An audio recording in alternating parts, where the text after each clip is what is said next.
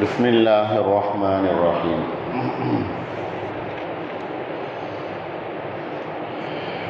சூரா யாசீனுடைய 36வது வசனம். பிஸ்மில்லாஹிர் ரஹ்மானிர் ரஹீம். சுப்ஹானல்லதீ ஹலகல் அஸ்வாஜ குல்லஹா மிம்மா துன்பித்துல் அர்து வமின் அன்ஃபுஸிஹிம் வமிம்மா லா யஅலமூன். சூரா யாசீனுடைய இந்த 36வது வசனம். இதனுடைய அர்த்தம்,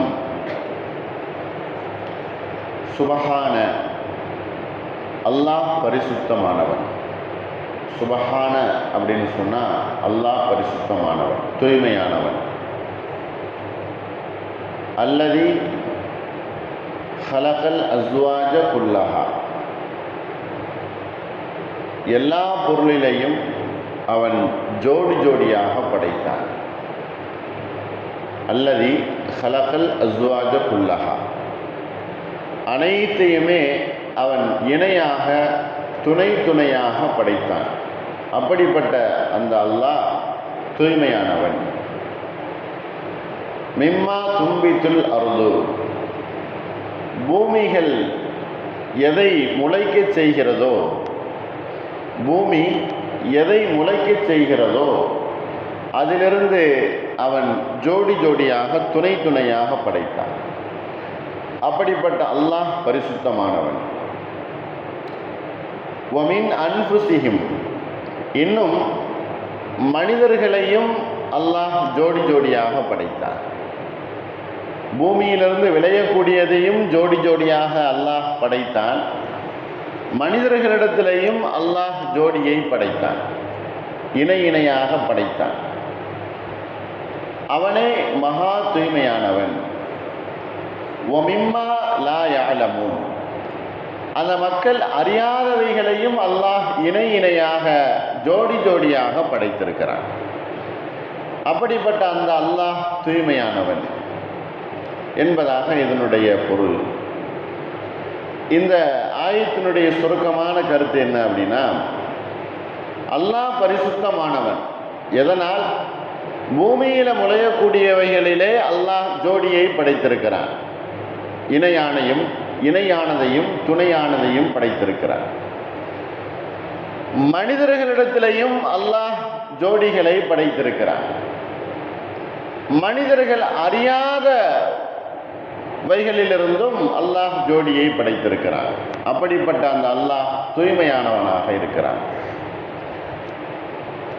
இந்த ஆயத்தில் அல்லாஹ் 3 பொருள்களை, 3 விஷயங்களை அல்லாஹ் குறிப்பிட்டு காட்டி இதை படைத்திருக்குதான். அப்படிப்பட்ட அந்த அல்லாஹ் தூய்மையானவன், அவன் தூய்மைப்படுத்தப்படக்கூடியவன்.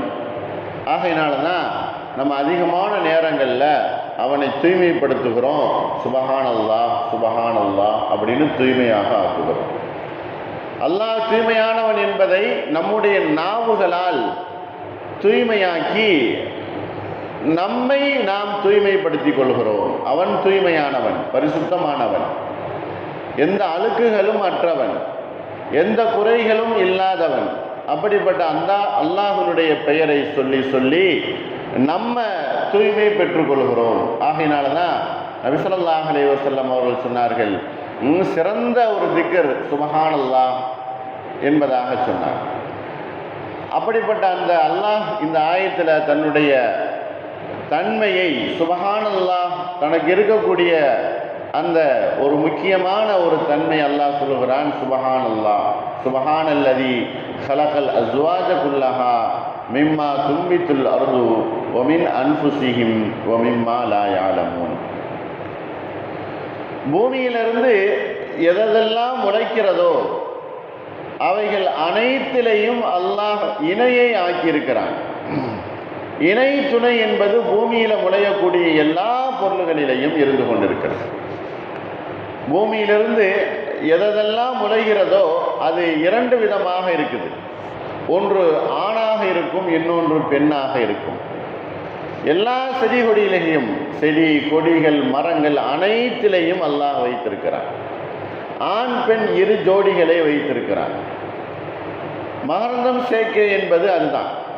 பூவில் கூட ஒரு பூவிலிருந்து இன்னொரு பூவுக்கு அந்த சேர்க்கை என்பது உண்டாகிறது.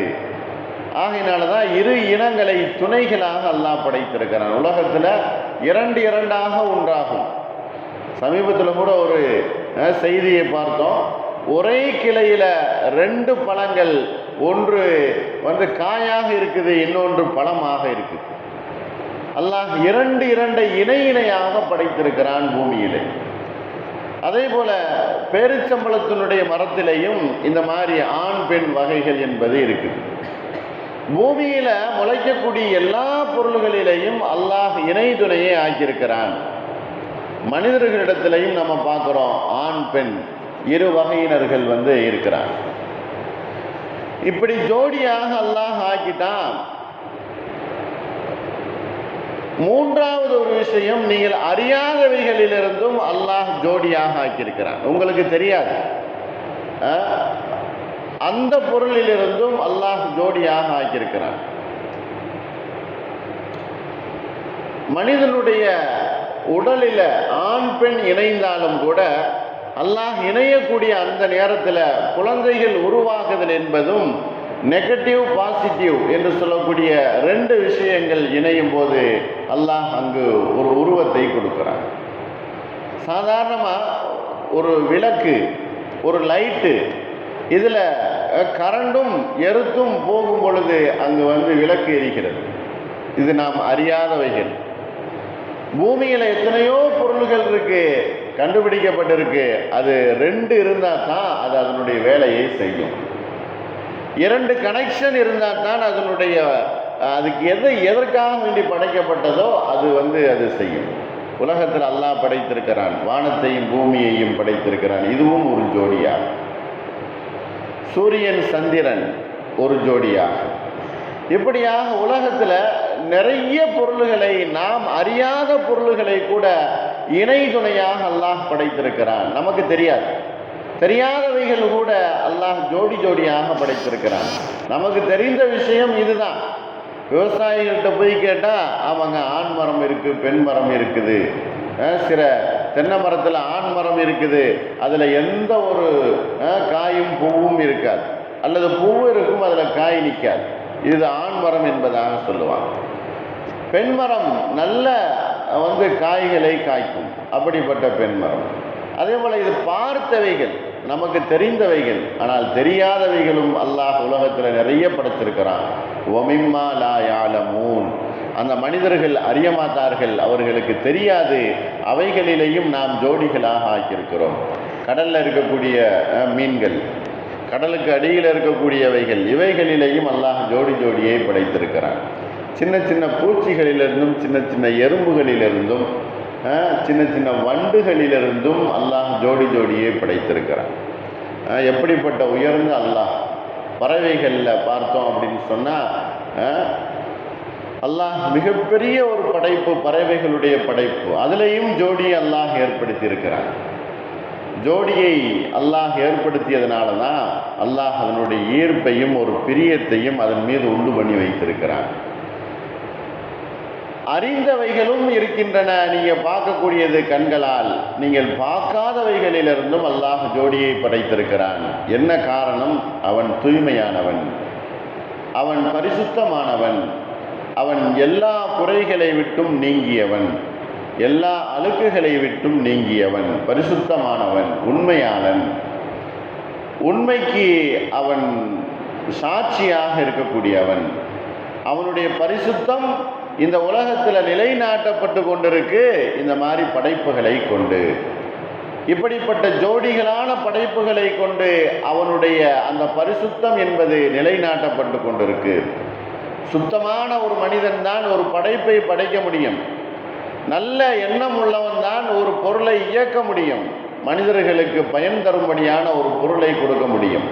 அப்படிப்பட்ட அல்லாஹ் மிகவும் உயர்ந்தவன், ஜோடிகளை படைத்திருக்கிறான். அது பல நன்மைகளை நமக்கு தந்து கொண்டிருக்கிறது. ஜோடிகள் என்று சொன்னால் சாதாரணமாக படைத்துட்டு அல்லாஹ் விடலை, அதில் நிறைய நன்மைகளை அல்லாஹ் நமக்கு தந்திருக்கிறான். ஜோடிகளின் மூலமாக, இணைகளின் மூலமாக நிறைய நன்மைகளும் நிறைய நமக்கு வெகுமதிகளும் நிறைய அதிலிருந்து பிரயோஜனம் நமக்கு இருக்குது. ஆகையினால தான் அல்லாஹ் பரிசுத்தமானவனாக இருக்கிறான். அவன் பரிசுத்தமானவன், பரிசுத்தத்தையே விரும்புகிறான், பரிசுத்தத்தை அவன் நேசிக்கிறான். அப்படிப்பட்ட பரிசுத்தமானவர்களாக நம் எல்லோரையும் அல்லாஹ் ஆக்கி புரிவானாக. வாஹிரு தாவானா அல்ஹம்துலில்லாஹி ரப்பில் ஆலமீன். அஸ்ஸலாமு அலைக்கும் வரஹ்மத்துல்லாஹி வபரகாத்துஹு.